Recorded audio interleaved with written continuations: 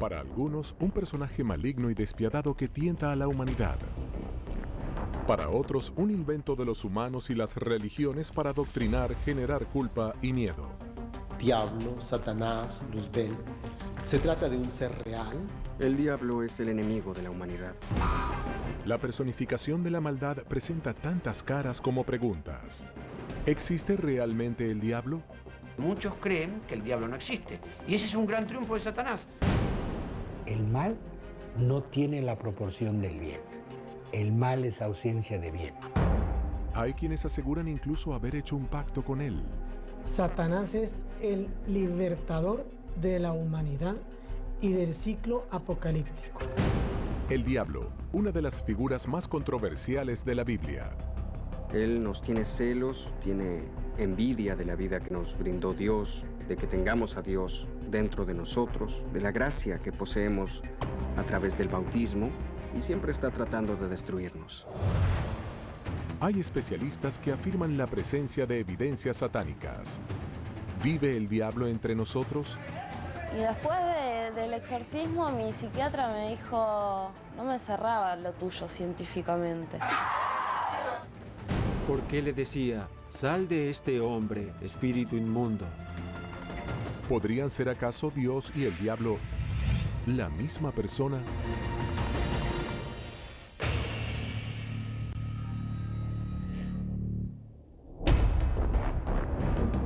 El diablo, la personificación del mal. Busca lo peor del ser humano para conquistarlo. ¿Puede ser que al caer Adán y Eva en la tentación hayan marcado la historia de la humanidad sellando el pecado en cada uno de nosotros? Hay muchos que aseguran que desde entonces la lucha entre el bien y el mal, entre Dios y el diablo, se libra dentro de cada hombre y mujer que habita esta tierra. El diablo recibe el nombre de padre de la mentira más veces que diablo dados por Jesús. Jesús dice que lo tremendo es que él pervierte la verdad.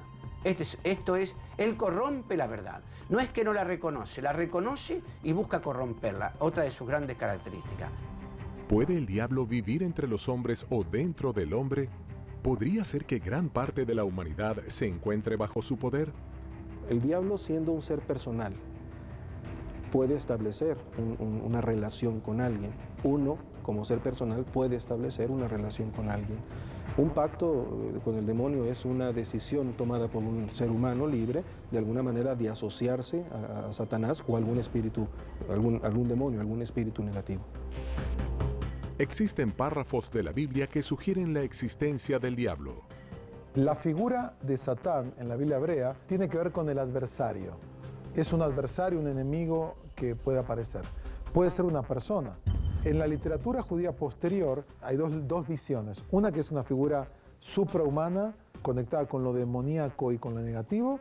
Y otra interpretación también de Maimónides que dice, Satanás es el ángel de la muerte y la mala inclinación del ser humano. Evidentemente Dios no pudo ignorar la posibilidad de que la libertad incluyera una oposición a su voluntad. Algunos textos bíblicos son muy precisos respecto a la mención del diablo. Un día vinieron a presentarse delante de Jehová los hijos de Dios, entre los cuales vino también Satanás. Y dijo Jehová a Satanás, ¿de dónde vienes? Respondiendo Satanás a Jehová, dijo, de rodear la tierra y de andar por ella.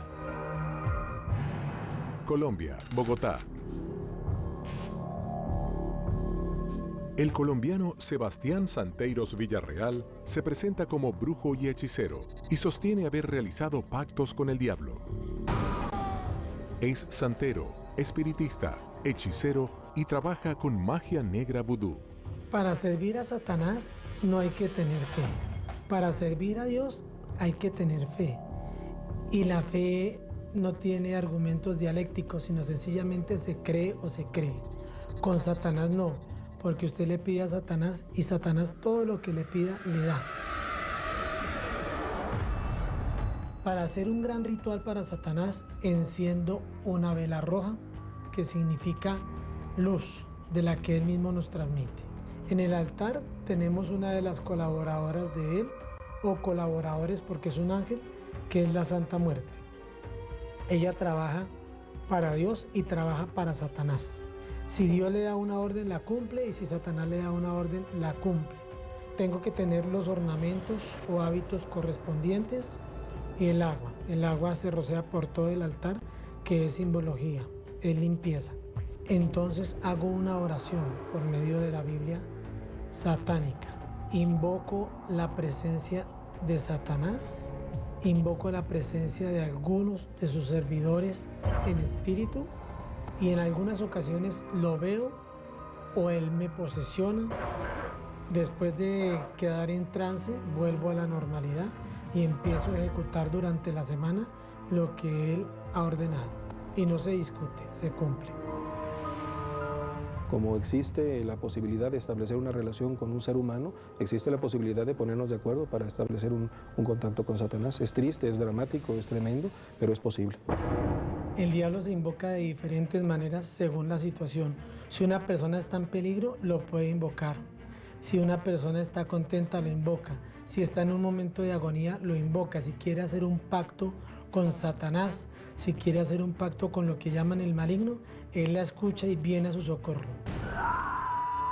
Yo creo que en el satanismo se está desviando el asunto. ¿Por qué adorar indirectamente a Dios si lo puedo adorar directamente? No necesito ir por vía negativa, puedo ir por vía positiva. Dios es misericordia, compasión, bondad. Entonces no necesito adorar el lado oscuro de eso.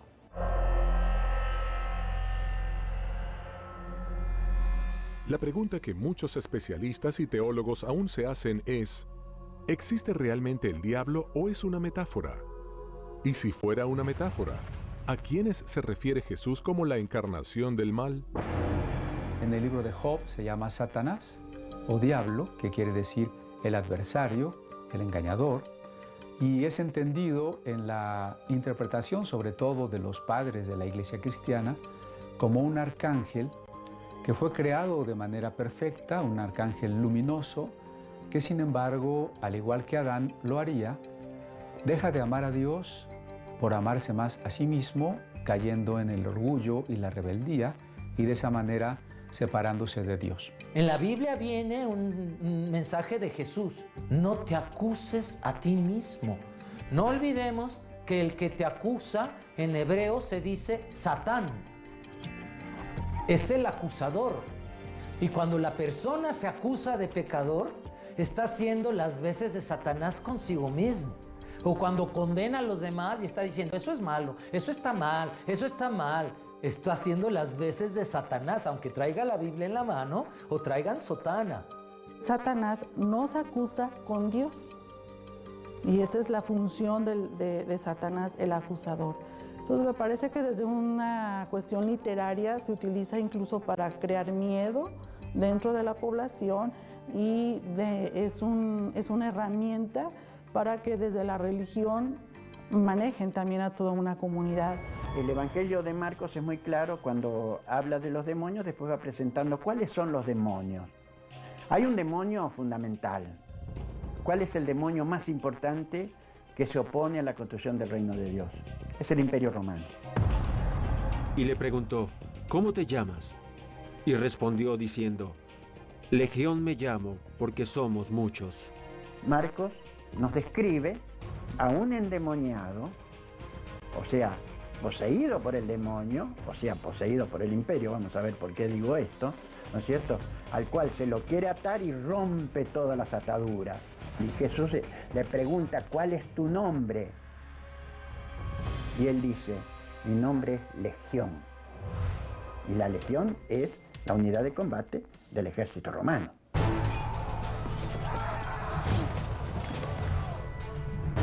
Son muchos los que aseguran que el diablo existe y que incluso se encuentra más cerca de lo que algunos creen.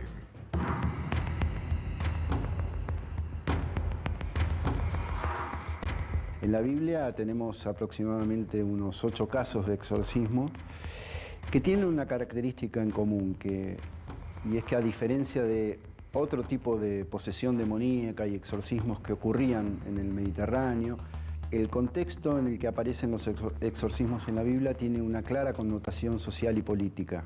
Se considera poseído por el diablo todo objeto o persona o lugar que se encuentre en principio infestado. El ritual del exorcismo consiste en invocaciones, en letanías hechas a la sangre de Jesús, en algunos casos y en algunas tradiciones religiosas hechas a los santos, otras hechas en invocación y conjuros a los ángeles y arcángeles, e inmediatamente comienzan las oraciones de imprecación que deben ser hechas necesariamente por un ministro ordenado, que significa las oraciones de expulsión del demonio. La situación posterior del exorcista es de mucho cansancio y agotamiento, el desgaste físico es muy grande, el compromiso emocional que se toma durante el trabajo siempre lleva, por supuesto, el gran consuelo de que el verdadero exorcista es Jesucristo. Uno le presta la voz y le presta los gestos, el cuerpo, pero Él es quien lleva la batalla. ¿De qué forma secreta menciona esta batalla la Biblia? Ya en Marcos y en Lucas aparece la posesión como posibilidad. Porque una mujer cuya hija tenía un espíritu inmundo, luego que oyó de él, vino y se postró a sus pies. ¿Son realmente los exorcismos un modo de combatir y expulsar al diablo? Si es necesario expulsarlo, ¿es evidencia suficiente para pensar que el diablo existe?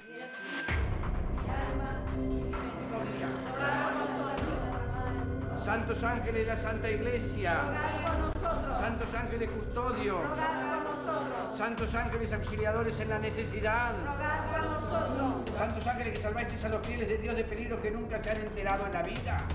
Anunciaste el nacimiento y la difusión de Juan Bautista. Ruega por nosotros, San Gabriel, tú que fuiste el mensajero de la encarnación del Verbo Divino. Ruega por nosotros. Tú eres el desierto y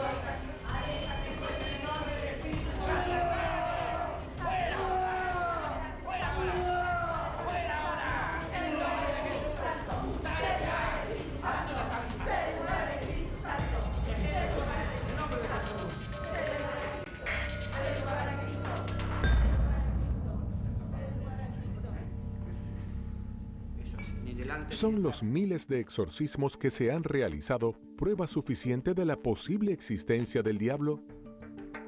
¿Cómo se explica que la Iglesia tenga sacerdotes exorcistas? El Papa Francisco, que algunos dicen ha hecho un exorcismo, nosotros sostenemos que sí, que lo ha hecho por lo menos una oración de liberación muy fuerte. Si el diablo no existe, ¿cómo y de qué manera se explicarían los exorcismos? Tiene que estar la persona convencida de que esto se presenta. Si la persona no cree, es difícil que funcione. En la mayoría de casos son sugestión. Dejo la puerta abierta en algunas excepciones, que puede existir algo de fuerza profundísima, pero eso son excepciones, no es lo cotidiano. Es una manera también de ejercer la dominación, ¿no?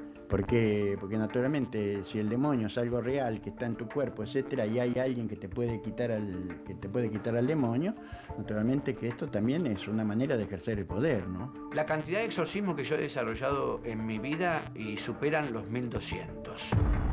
Porque las posesiones son más frecuentes de lo que se supone. Las cuestiones de los exorcismos tendríamos que tener mucho cuidado porque son seres humanos que están sufriendo y que se aprovechan en muchas ocasiones los líderes religiosos para sacar fruto incluso de estas situaciones. ¿Por qué se sigue dudando de su existencia si la Biblia habla del diablo con tanta claridad? Este personaje diabólico se encuentra desde el génesis mismo de la creación hasta la batalla final mencionada en el Apocalipsis. ¿Cuáles son los argumentos y por qué algunos opinan que el Todopoderoso y el Maligno podrían ser la misma persona? Dios y el diablo, ¿dos caras de una misma moneda?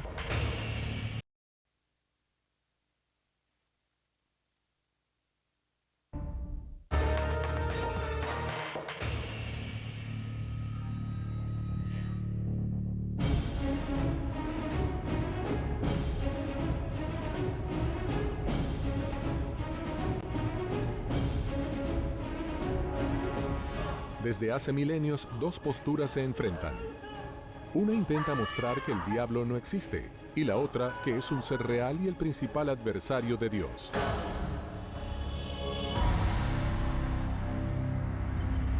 Más allá de estas dos posturas, hay un tercer grupo que difiere con ambos y abre un nuevo debate. sostienen la teoría de que Dios y el diablo son las dos caras que responden a un mismo interés. En el Antiguo Testamento se creía que de Dios venía la ira y la bondad. Los teólogos tienen mucho problema en traducir la Biblia, este texto, porque él dice que el espíritu malo viene de Dios. El espíritu de Jehová se apartó de Saúl y le atormentaba un espíritu malo de parte de Jehová. El Dios de la Biblia no es bueno, es un Dios malo, es un Dios que nos infunde temor y que al que le tenemos que obedecer y rendir culto porque tiene todo el poder, porque nos puede hacer daño, porque nos puede mandar a su ángel caído, Satanás, ¿no? Se ha hablado mucho de esa diferencia entre el Dios la posible diferencia entre el Dios del Antiguo Testamento y el Dios del Nuevo Testamento. En general, así una cosa muy esquemática, se dice el Dios del Antiguo Testamento está más preocupado por la justicia, por lo tanto, si tiene que obrar en forma violenta lo hace para hacer justicia. El Dios del Nuevo Testamento está más preocupado por el amor y por lo tanto no incurre en ese tipo de acción. La misma Biblia, entre sus páginas e historias, brinda varios ejemplos de extrema crueldad. ¿Puede esto estar asociado a la existencia de Satanás y a los que sostienen que entre Dios y el diablo no hay diferencias? En la Biblia hay muchos relatos que hablan de violencia, que hablan de masacres, de magnicidios. La Biblia cuenta la historia de lo que ocurrió en una época donde las muertes eran crueles, las guerras eran violentas y las masacres eran propias de todos los pueblos de la antigüedad. Sus niños serán estrellados delante de ellos, sus casas serán saqueadas y violadas sus mujeres. Cuando uno ve el relato de Caín y Abel, donde un hermano mata al otro, no hay nada más horrible en la vida que un hermano matando a otro hermano. O sea, uno puede imaginarse muchas situaciones de violencia, pero esa sería el colmo de la violencia. Y sin embargo está ahí. Y está allí para dar testimonio de que existe esa violencia entre los seres humanos, de que las personas se matan entre sí.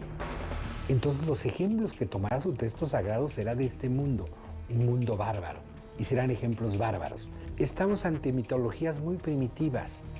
Israel no es una gran cultura de exquisiteces, es un pueblo nómada y campesino.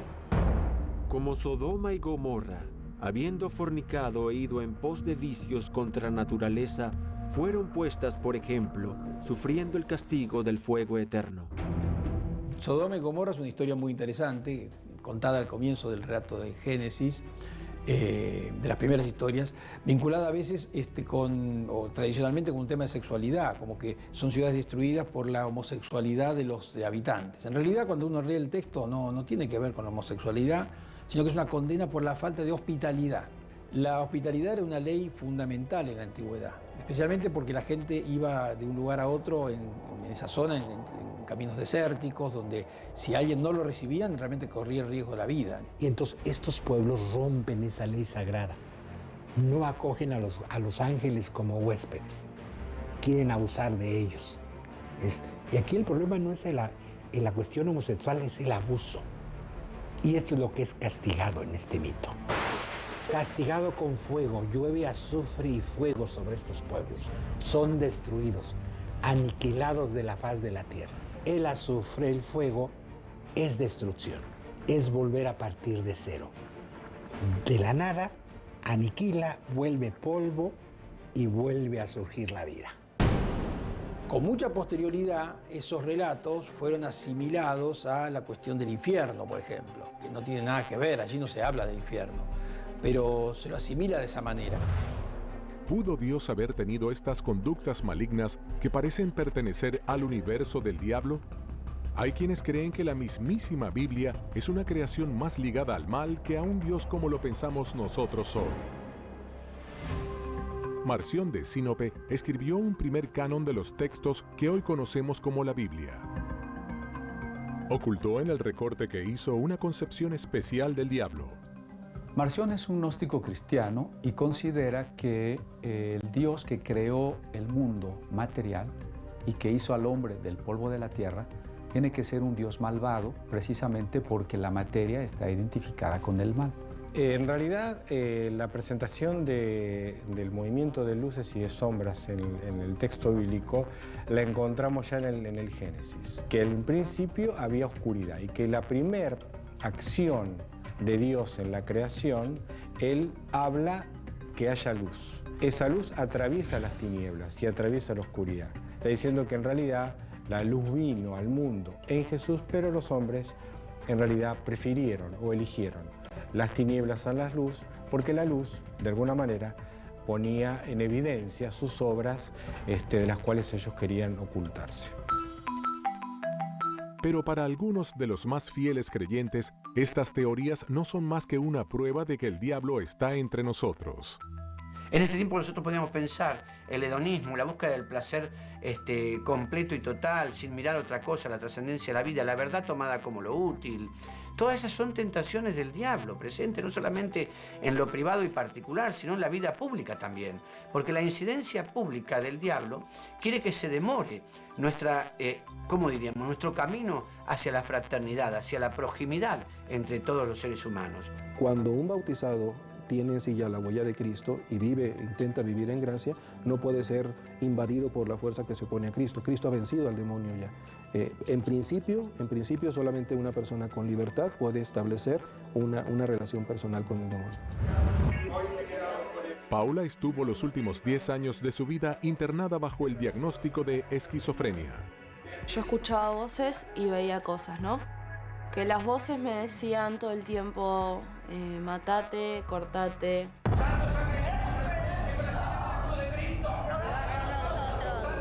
Yo tenía un rosario, ¿no? Que te daban en los hospitales. Y con el rosario de la cruz, digamos, la parte de abajo que es de plástico, me cortaba con eso, con el rosario.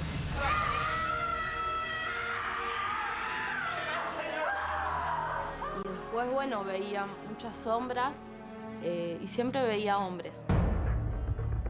La posesión diabólica no tiene que ver con la bondad o maldad moral. Es un endemoniado, es una persona enferma. Muchos creen que el diablo no existe. Y ese es un gran triunfo de Satanás. Entonces tenemos muchísimo trabajo. ¿Será que realmente el diablo está entre nosotros y no lo sabemos? ¿Son acaso Dios y el diablo una misma creación? ¿Estaremos viviendo los 7 años de tribulaciones que anteceden al Apocalipsis? ¿Es acaso para esta batalla final que cada vez se estarían reclutando más soldados en lo que algunos denominan el ejército del diablo?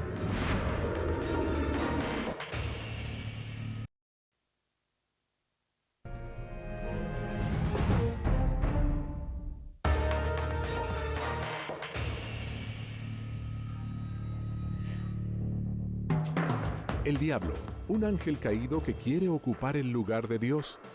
¿Cómo podría lograr su objetivo? ¿Cuáles son las evidencias y posturas que aseguran que el diablo habría creado su propio ejército? Yo creo que el diablo somos nosotros, ¿no? El diablo es la maldad que encarna la gente, ¿no? El diablo es una configuración que puede tener expresiones muy claras en personajes nefastos de la humanidad. Diablo significa muchos. No se trata de uno solo, sino de muchísimos, de miles y miles, puesto que era el arcángel o el ángel superior, que sería Luzbel, con todos sus secuaces, quienes quedaron condenados. Algunos llevan su teoría más allá y creen que el diablo alistó un ejército y está oculto esperando el comienzo de esta batalla final. Podemos decir que en ese ejército maligno Agramón representa a un demonio mayor, que es el demonio del miedo. Tiene demonios menores que a su vez los sirven. Son demonios intercesores. No olvidemos que la corte satánica tiene a su vez jerarquías. No han perdido las jerarquías que conservaban en el cielo. Es decir, entre los demonios hay querubines, hay serafines, hay potestades, cada uno con un grado de maldad. Podemos mencionar también a Adriel, que es el demonio de la muerte, el demonio de la luna, el demonio de la noche. Adriel para nosotros, como ese demonio terrible de la muerte, está representado en Hitler. Ha traído el infierno a la tierra, mostrando los sectores del infierno, ¿en qué cosa? En los campos de concentración. Esto es una muestra clara de que esa destrucción estuvo inspirada por alguien. Hitler encarna lo peor de la condición humana, pero decir eso a veces es quitarle responsabilidad a los seres humanos.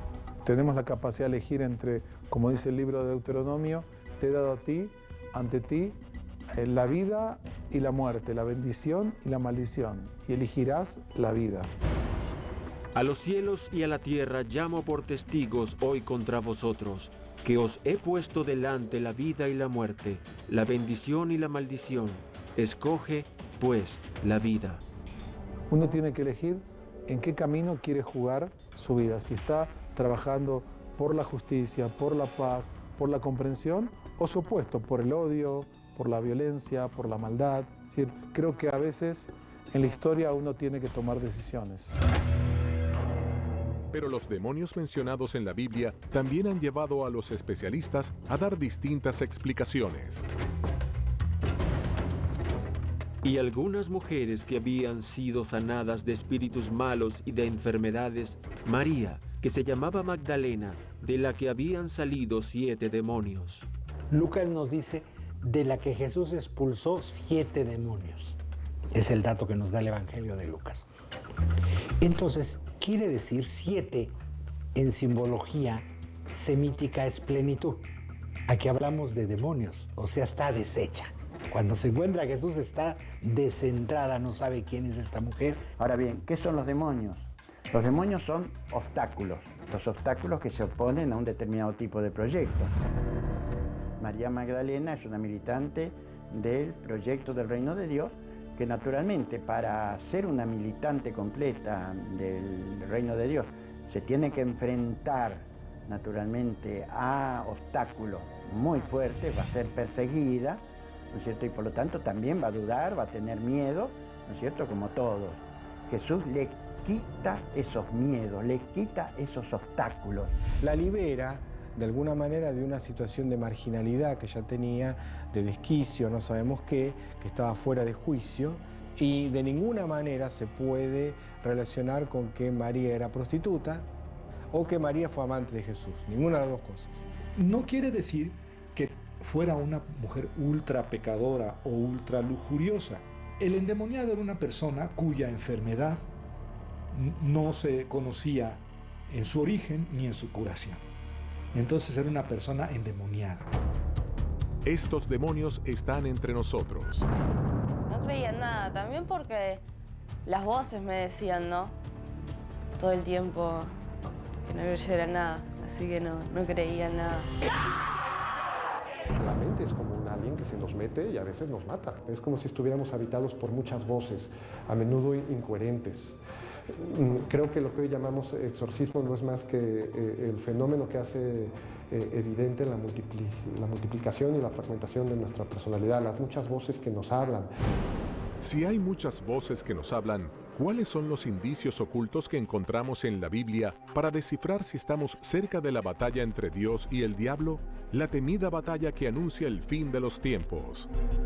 Y el Armagedón es un lugar que existe, que se llama Megiddo en hebreo, y donde se dieron grandes batallas en la antigüedad.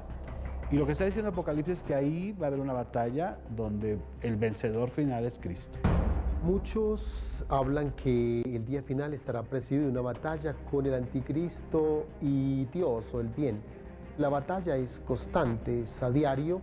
Encontramos personas que no creen, personas que no quieren el bien, no creen en la voluntad de Dios, de tal manera que la batalla es permanente, pero pues habrá la victoria definitiva en la venida de Jesús. Muchos tropezarán entonces y se entregarán unos a otros y unos a otros se aborrecerán. Hay una batalla y una confrontación permanente, final no en el sentido de la última, sino final en el sentido de qué es lo que le da significado y sentido a las cosas. El juicio que Dios establece contra aquellos y que no es una batalla, aunque se viene anunciando en todo el Apocalipsis una batalla de los malos, digamos, de Satán y de su ejército contra Dios, en realidad no hay tal batalla porque Dios no necesita luchar. Pero para que exista una batalla deben necesariamente existir dos bandos. Y así como algunos creen ser los que llegaron para salvar a la humanidad, están los que creen haber venido a destruirla. Satanás aparece en la Biblia con varios nombres y con varias imágenes.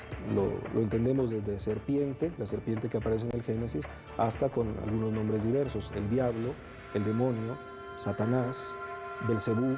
Todas estas serían indicaciones del padre de la mentira, del mismo personaje. La lucha entre el bien y el mal, entre la tentación y la obediencia, entre el pecado y la salvación, es tan antigua como la vida misma. ¿Cómo y desde cuándo se construye esta figura del diablo? ¿Por qué el mal y lo diabólico responde a tantos nombres?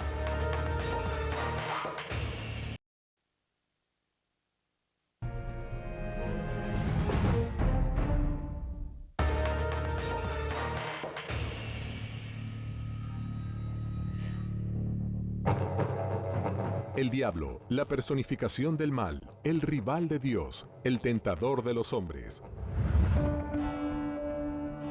Para muchos cristianos, la tentación es una puerta de entrada al mal, un camino directo al diablo. La parte final del Padre Nuestro dice: no nos dejes caer en la tentación y líbranos del mal. Este mal puede entenderse tanto cualquier situación que sea un peligro para la realización personal, como el maligno. Líbranos del maligno, líbranos del pecado, líbranos del demonio, líbranos de cualquier situación de peligro para la propia salvación. Entonces podemos decir que sí está presente la súplica de ser liberados del demonio en el Padre Nuestro. En la idea de un Jesús muy divino, o en la idea de un Jesús gnóstico semidivino, las tentaciones no tienen lugar. Para aceptar que Jesús fue tentado, tenemos que aceptar primero que fue 100% humano.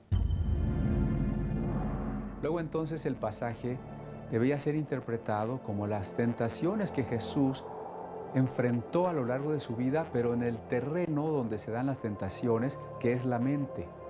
Jesús tiene que escoger, y por eso ayuna 40 días en el desierto, entre ser un Mesías conforme a las profecías de Isaías, despreciado, desconocido, traicionado y asesinado, o inclinarse por la milagrería, el reconocimiento mundial y el arrebatamiento del poder y las riquezas. Entonces estas tentaciones pues son el núcleo que nos muestra si el Mesías debe ser glorioso por su propia fuerza o el Mesías está dispuesto a humillarse, a negarse y a morir por amor de los seres humanos.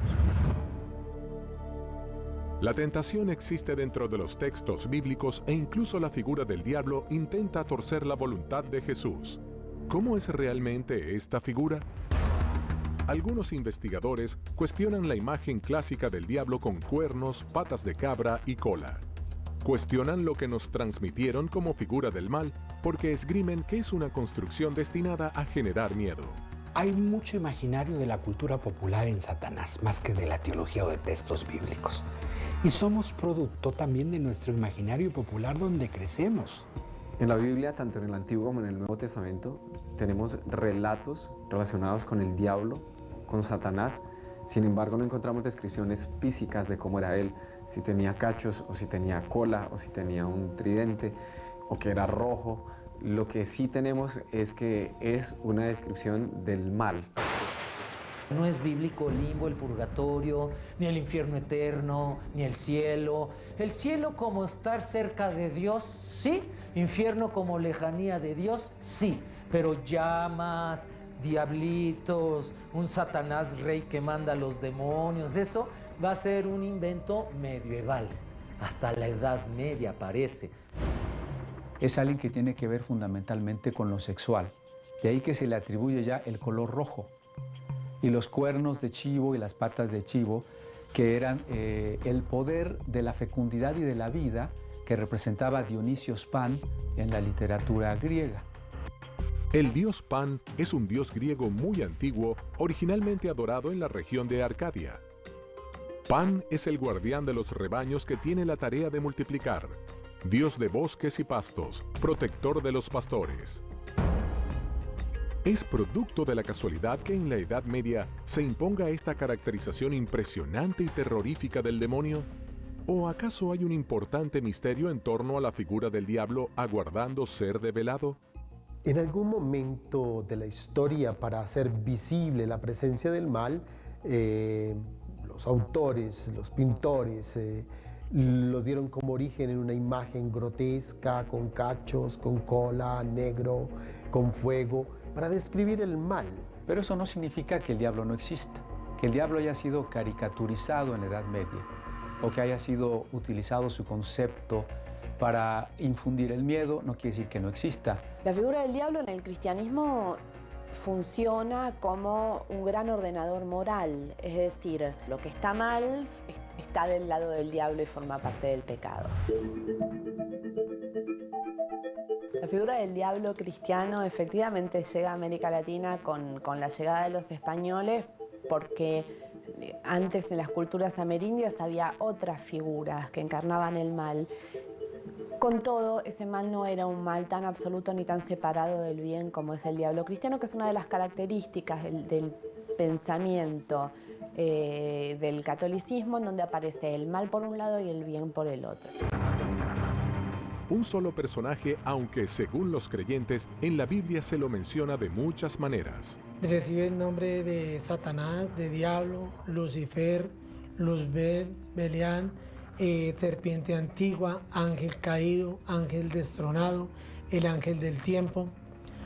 Pero son según los tiempos. En el tiempo de Isaías recibió un nombre, en el tiempo de Jesús de Nazaret era el devorador, en el tiempo de Josué era el destruidor. Siempre lo han insultado de diferentes maneras a Satanás. En el Nuevo Testamento sí, Jesús y el apóstol Pablo lo mencionan, pero como el adversario, como aquel que está en contra del proyecto de Dios. No tanto como una figura a la cual uno tiene que, como que uno tiene que elegir entre uno u otro, ¿no? Porque popularmente se ha transformado en una figura que si yo tengo a Dios de un lado y a Satanás del otro, y tengo que elegir como si elijo un equipo de fútbol. Pero que no es así, no está así en los relatos bíblicos planteados, sino más bien la soberanía de Dios no se discute y hay un personaje, una maldad que se concentra en este personaje llamado Satanás, que aparece como el símbolo de todo lo que se opone a Dios. Y les dijo, yo veía a Satanás caer del cielo como un rayo. Especialistas en el estudio de la Biblia dan cuenta de que en otros pasajes del libro sagrado, los nombres que recibe el maligno no tienen una connotación única ni tan directa. Diablo, Satanás, Lucifer, todos tienen que ver con lo siguiente, ¿no? Un proyecto como el proyecto del Reino de Dios se tiene que enfrentar a obstáculos, ¿no? Y esos obstáculos se denominan con determinados símbolos, ¿no? Uno de los símbolos más importantes es el de Satanás. ¿Podría ser esta una maniobra y forma de acción del diablo para ganar tiempo y adeptos a su figura? El Evangelio de Juan registra que Jesús lo describe como un ladrón que trabaja mientras los demás no se dan cuenta que ahí está. El trabajo del diablo tiene que ser inadvertido. En la visión religiosa judía, solo hay una deidad, no hay dos, Yahvé. Y Yahvé es autor del bien y del mal, de la salud y de la enfermedad, de la alegría y de la tristeza. En otras religiones hay dioses del bien y dioses del mal. ¿Cuál es el verdadero significado de la palabra diablo? Y habrá unos ángeles caídos que no quieren ser ángeles, quieren ser más que ángeles, y aparecerá este ángel que será el diabolón. Como simbolón es unir, diabolón es separar. De ahí viene diablo, de diabolón, el que separa. Muchas corrientes de pensamiento se preguntan si no es realmente el concepto de diablo un engaño en sí mismo.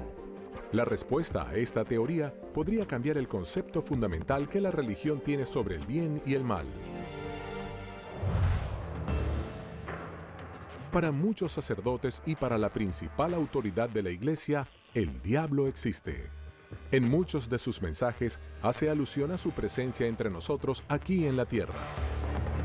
¿Dónde vive el diablo? ¿Será que Satanás está cerca de nosotros?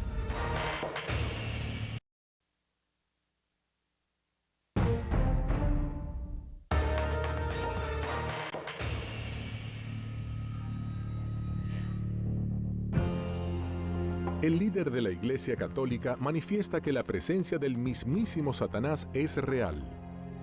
No es un mito y está presente en los lugares más fuertes con más creyentes. ¿Dónde? ¿Por qué se presenta? Y efectivamente el diablo ataca a quien siente que se le escapa. El diablo no va a atacar a alguien que es de su propiedad o a alguien que está muerto y lo tiene ahí a un lado.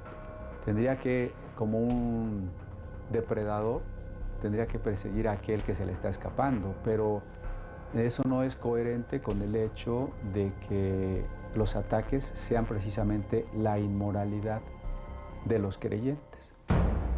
Francisco no ha sido un gran profesor de teología, ha sido un pastor cercano a su pueblo, con un corazón compasivo.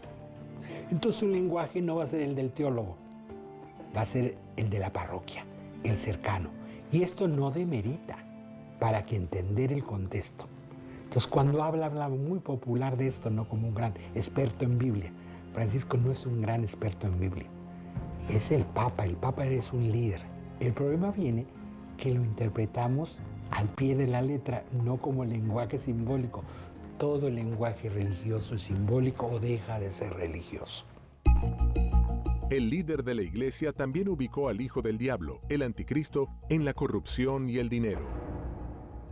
En el libro del Apocalipsis capítulo 12 se presenta una visión que ve Juan y que es una mujer que resplandece como el sol y un dragón de 7 cabezas que la persigue. Y fue vista otra señal en el cielo, y he aquí un grande dragón bermejo, que tenía 7 cabezas y 10 cuernos, y en sus cabezas 7 diademas.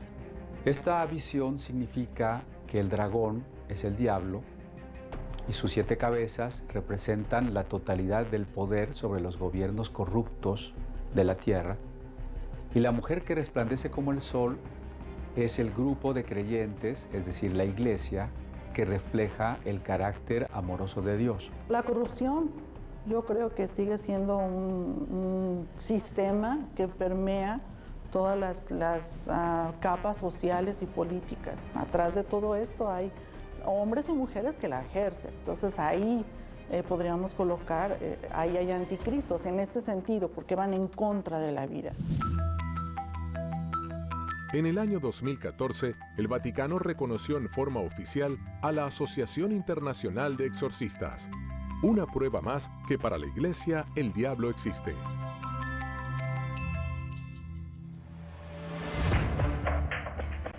El diablo, para unos una presencia maligna.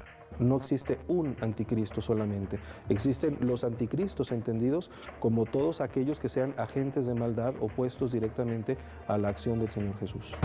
Para otros, el mismo Dios. Satanás es la deidad, la contraparte del supuesto Dios bueno. Para los escépticos, el socio de Dios. El mal y el bien están supeditados a la voluntad de Dios. Y están quienes no creen que exista.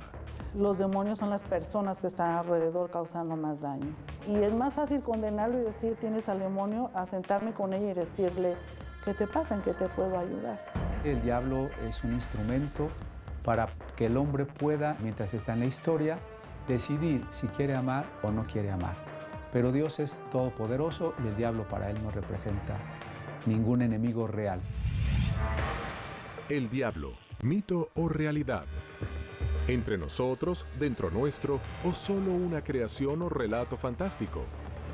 Diablo, Satanás, Lucifer, otro de los misterios de la Biblia prohibida.